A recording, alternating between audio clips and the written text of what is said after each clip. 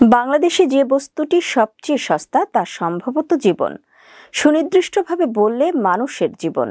ধনী গরিবের আকাশ পাতাল অর্থনৈতিক বৈষম্যের মতো সস্তা জীবনের মূল্যেও রয়েছে বৈষম্য।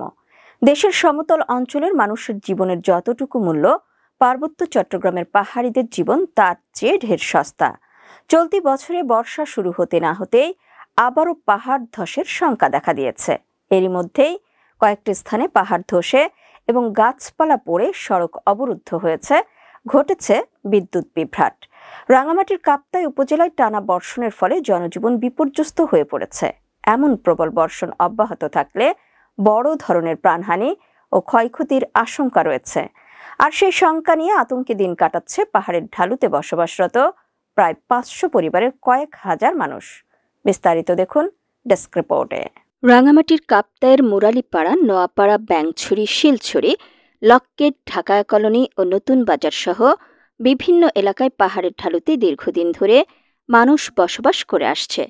এসব এলাকায় প্রতি বছর বর্ষা মৌসুমে পাহাড় ধসের ঘটনা ঘটে।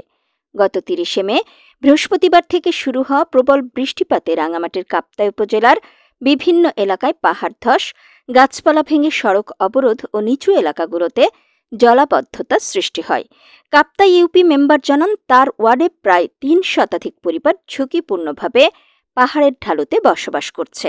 নিয়মিতভাবে প্রশাসনের সহযোগিতায় বর্ষার সময় তাদের নিরাপদ আশ্রয়ে যাওয়ার জন্য প্রচারণা চালাচ্ছেন তারা।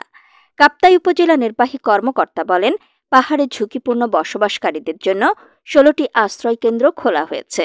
দুর্ঘটনা ও প্রাণহানি এড়াতে রাঙামাটি জেলা প্রশাসকের নির্দেশক্রমে আগাম প্রস্তুতি হিসেবে বিভিন্ন পদক্ষেপ নেওয়া হয়েছে। উপজেলা প্রশাসনের পক্ষ থেকে আশ্রয় কেন্দ্রে খাবার, বিশুদ্ধ পানি ও চিকিৎসা সেবা নিশ্চিত করার কথাও জানানো হয়েছে। বছরের পর বছর ধরে নির্বিচারে গাছ কেটে পাহাড় ন্যাড়া করে ফেলা হয়েছে।